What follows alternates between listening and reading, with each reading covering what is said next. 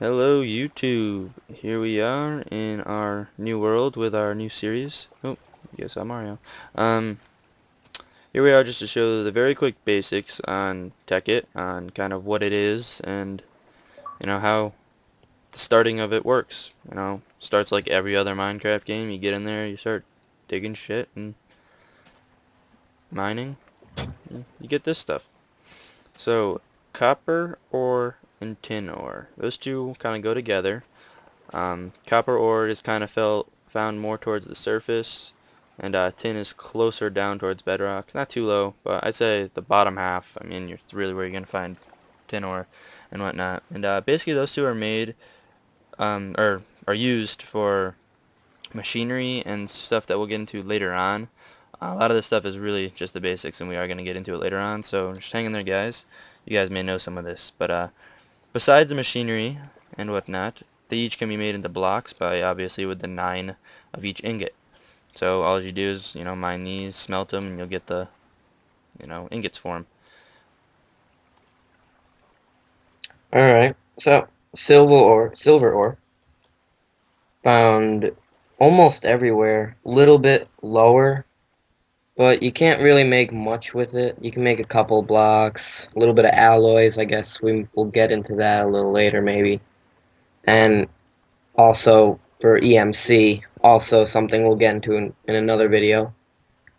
Tungsten has absolutely no use right now in tech except for the EMC that we'll cover later. And that is found at the very bottom of the world, like right next to bedrock. Nicolite, just like them, can make very few things, just alloys, and it's very helpful for EMC. Can trick you into thinking it's diamond because it's similar in color, but really you can just use it for alloys, and that's it. And ruby, emerald, and sapphire are your three gems. They all do the same thing. They're usually you can make tools with them. You can make the blocks also. And they have the exact same strength as a diamond. You can do all of it with that a diamond can do except for obsidian. You have to have diamond for obsidian. But it can make some pretty cool looking blocks. My favorite's emerald. And that's really it for them. Alrighty, so now we move on to the marble. Marble is found in caves, really anywhere. Like literally, you can see it on the surface all the way down to bedrock. It's really everywhere. The really only use for marble is decorative reasons, because you can put it the same way, just a 4x4. Same way you make the stone brick to make marble brick, which is actually really cool. Which is actually what I made my house over there as, which you guys saw in the last video, out of. Um, Again, basalt before I get to where it's found, let's start off, it's the same thing, designing reasons. And it's found at volcanoes, actually, which are um, quite often found. The only difference between this and marble is when you destroy the basalt, you actually get basalt cobblestone. Which then from there, unless if you want to get to the stone brick, you have to re-smelt in a furnace the basalt cobblestone to get back to basalt, and then put it in the 4x4 to get your um, basalt stone brick.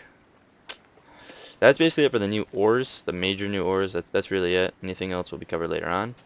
But here we can come over to here, rubber. Rubber is an extremely big part of the game. So if you come in here and you can find rubber trees around, and when you get the leaves, you obviously get rubber saplings. So this is what a rubber tree actually looks like. Throwing down right here. All right, here's a rubber tree. The way to tell is obviously the color, and oh yeah, I don't have creative mode on. Wow. There's actually 3 leaves on top that stick up in the center of it. That's how you tell.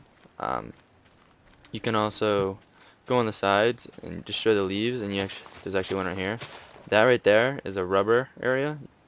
You can get those by sometimes cutting the tree down. You will sometimes get some rubber resin, but you can actually make a tree tap by putting wooden planks in a format similar to this, or I should say exactly like this. You can, once you get the rubber tree tap, you go over to the area, right click, resin falls. Ooh, look at that, we got 2, and you get an achievement in Tekkit. Look at that, didn't get that one yet. So you got sticky resin, which then you can put in a furnace and get rubber, which then can be actually use the rubber, and we'll go a little extended with it when we want. Use rubber on copper ingots, rubber on each side, and you actually get copper wire. There's a little bit of advanced lesson right there. Um, the resin on the trees will actually come back. So if you want, as long as you don't destroy the leaves. So what a lot of people do is, for example, they would destroy all the leaves except for the 3 on the top, just so they can see all the sides of it. Which I'm not going to spend all the time doing. I'll just show the ones touching the tree. And you can see all of them. There's another one up there. Normally there's 2 or 3 spots. Oh, George is going to grab that one for us. So let's just tap that one real quick, see how many we get. A lot of time it's 1. Oop. Ooh, I got 3 there. Wow. um, that's really about it when it comes to, huh? There's another on this side. Right here. Well, I don't see it then. Oh, yeah. I guess it's maybe you already got it and it's not showing Yeah, I up think here. that's one I already got because I already grabbed one on this side. Okay. Either way, Tekkit can get a little glitchy. As you can see, just by clicking on the tree, I just broke the tab. So if you accidentally right click on something, it does damage it no matter what. But I think that's about it for our first tutorial here. So anything else, George? I don't think so.